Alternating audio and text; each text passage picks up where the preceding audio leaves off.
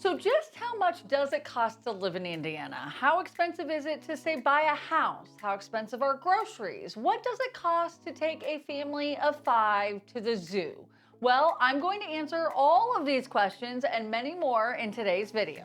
If you're new here, I'm Cameron Geesaman, local Indy resident and realtor, and I love making videos like this to help people like you that are considering making a move to, from, or around the Indy metro area. Thanks for joining me today. And one quick note before we begin, I've put links in the description below for the articles where I found the information for today's video. Okay, let's get started with some general costs of living figures for Indiana as a whole. Then we'll get down into the details for what things cost here in the Indy metro area. The cost of living in the state of Indiana is 8% lower than the national average. That's a win.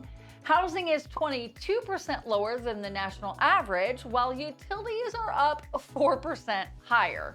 When it comes to basic necessities such as food, clothing, and groceries, they're about 6% lower than in the rest of the country here in Indiana. Now, healthcare services such as doctors' checkups and dentistry costs are 1% lower in Indiana compared to the national average. At the same time, non-necessary expenses such as entertainment and grooming services are 6% lower here in Indiana versus the national average. There are nearly 3 million housing units in the state of Indiana, and about 70% of them are owner-occupied compared to the U.S. average of 64%. The average home price in the state of Indiana is about $215,000, but that's certainly not the case in the Indy metro area. For example, in Marion County, which is pretty much Indianapolis proper, the median sales price of a home is at about $235,000. But travel out to the suburbs, and in Fishers, the median sales price increases up to $400,000, and over in Carmel, it's an eye-watering $585,000. Those higher home prices honestly come with higher rated school systems, better access to fantastic amenities, and I'll talk about that here in a bit, so stay tuned for that as well. Utility costs can make up a decent portion of your monthly budget, and with utility costs being 4% higher here in Indiana versus the national average, it can eat into your savings a bit more. The typical Hoosier can expect to pay around $375 per month on utilities, which I consider like electricity, gas, cable, internet, and water. Now, larger homes will sometimes warrant even higher utility bills, so keep that in mind when you're looking for your next home here in the Indy metro area. Also, utility costs are subjective since some homeowners keep their homes warmer or cooler during different seasons. If you work from home during the day, or let's say you have not just one, but you have 2 HVAC systems. These are all things to look at and or talk with the seller of the home you're considering buying. The next item I'm going to talk about is the average grocery and food costs here in Indiana. Now, according to my research, the average Hoosier, so one person, spends about $285 per month on food and groceries, not including restaurants.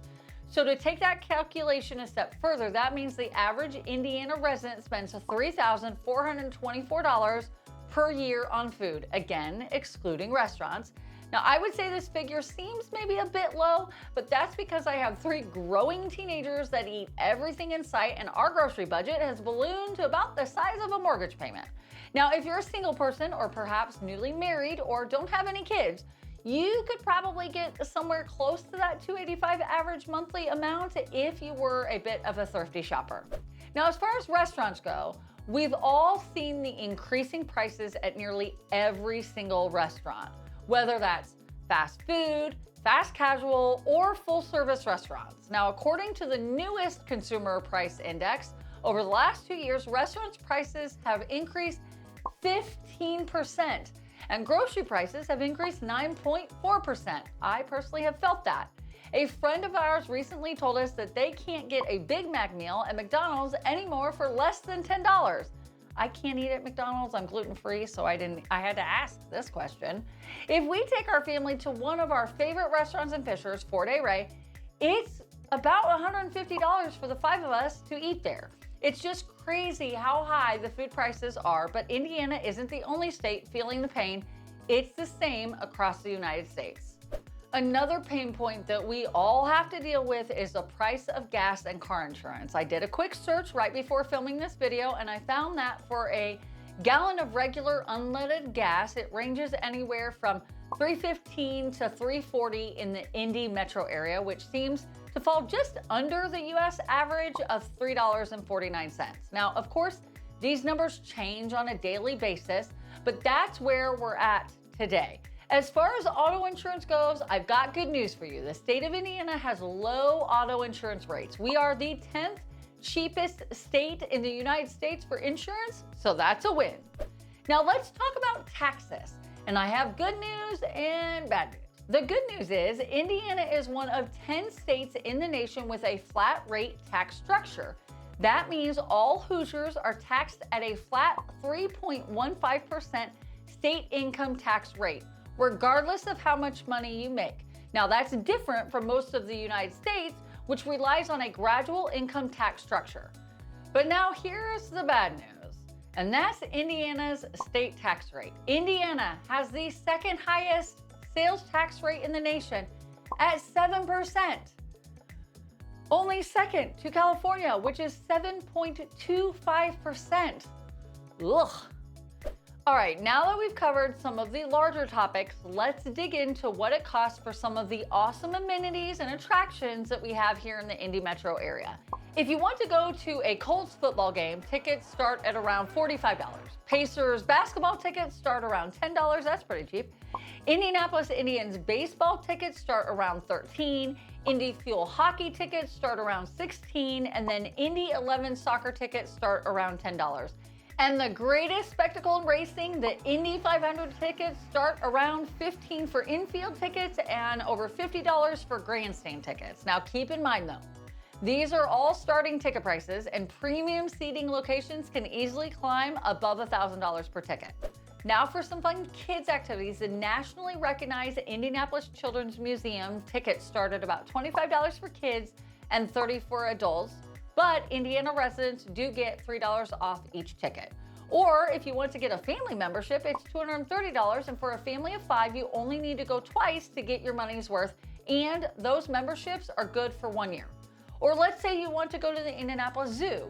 Kids are $29 and adults are $33, unless you go for the membership program again, and that's $235. So by the time you've taken a family of 5 to the zoo twice, it's paid for itself.